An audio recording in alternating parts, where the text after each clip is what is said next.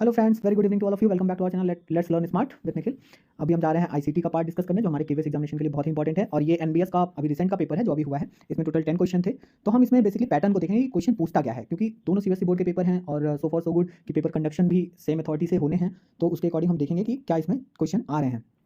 तो पहला क्वेश्चन है, which of the following is not an output device. इनमें से कौन सा आउटपुट डिवाइस नहीं है। तो जैसे कि हम देख रहे हैं, प्लॉटर, प्रिंटर, स्पीकर, ये तीनों आउटपुट डिवाइस है। प्लॉटर फ्लेक्स प्रिंट के काम में आता है, प्रिंटर हमारा पेपर प्रिंटिंग जो हम डॉक्यूमेंट प्रिंट करते हैं, और स्पीकर साउंड वगैरह हमारे आउटपुट देता है। और जॉयस्टिक जो सेकंड ऑप्शन है, ये इनपुट डिवाइस है, इससे गेमिंग में यूज करते हैं। तो सेकंड ऑप्शन सही है। Which of the following can not be registered under cyber crime. कौन सा इसमें साइबर क्राइम में नहीं रजिस्टर होगा। तो जाहिर सी बात है, क्राइम वो होता है जो आप क्रिएट करते हैं दूसरे को हार्म करने के लिए। तो पहला ऑप्शन है stealing external hard disk with important information of a company. किसी कंपनी की एक्सटर्नल हार्ड डिस्क को चुरा लेना जिसमें बहुत महत्वपूर्ण जानकारियां हैं, इसका मतलब हम किसी को हार्म कर रहे हैं, तो ये क्राइम है। Assessing someone email account without his और हर कंसर्न। तो किसी के कंसेंट के बिना किसी के डॉक्यूमेंट को एक्सेस करना, किसी की पर्सनल आईडीज को एक्सेस करना, ये क्राइम है, क्योंकि आप उसको हार्म करते हैं। फिर posting options video content on social media, कुछ खराब वीडियो कंटेंट पोस्ट करना जिससे हार्मनी डिस्टर्ब हो, लोगों के सेंटीमेंट डिस्टर्ब हो, वो भी क्राइम के अंतर्गत आता है। तीसरा ऑप्शन है sharing a story written by self on a social media account. तो ये क्राइम नहीं है, क्योंकि आप अपना खुद का कोई कंटेंट शेयर कर रहे हैं जो अपने अकाउंट पे शेयर कर रहे हैं, तो ये क्राइम नहीं है। तो सही ऑप्शन थर्ड है। थर्ड क्वेश्चन है, unsolicited and unwanted junk email sent out in bulk to an indiscriminate recipient typically for commercial purpose is called. अगर हम बिना किसी जानकारी, अप्रोप्रिएट जानकारी के किसी को कोई ईमेल ऐसा भेजते हैं जिसमें कोई कंटेंट जो है वो सही नहीं है कमर्शियल पर्पज से, तो उसको क्या कहते हैं। सॉरी, थोड़ा सा cold impact.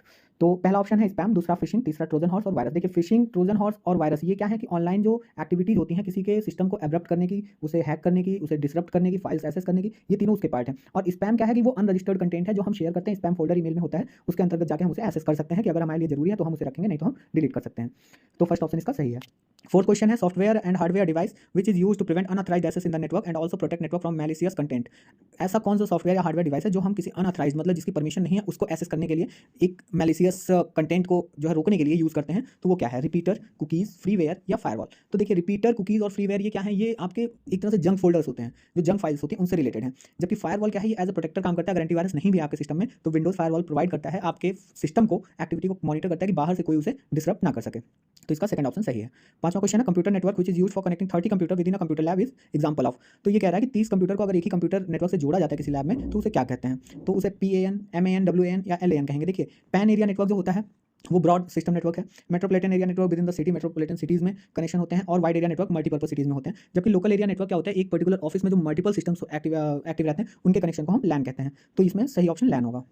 GBPS is a short form of. तो देखिए, इसमें शॉर्ट फॉर्म भी पूछा है, जीबीपीएस, एमबीपीएस, केबीपीएस, इन सबके शॉर्ट फॉर्म भी हमें याद करने होंगे। किलोबाइट पर सेकंड, मेगाबाइट पर सेकंड, गीगाबाइट पर सेकंड। तो इसका थर्ड ऑप्शन सही होगा, गीगाबिट पर सेकंड।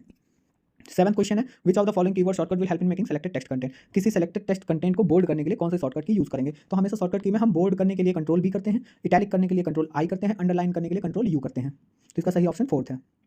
एट्थ क्वेश्चन है, Amina Shah want to make a digital presentation of her project to be shown to team, which out of the following be most appropriate tool you will suggest.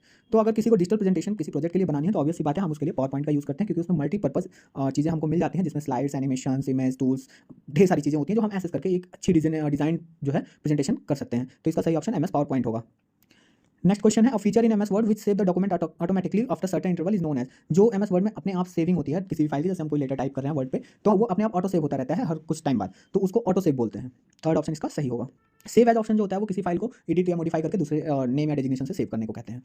Python क्या है, Python is example of. Python देखिए एक programming language है, जैसे C++ है, basic है, काबल है, वैसे ही पाइथन है, प्रोग्रामिंग लैंग्वेज से बोलते हैं।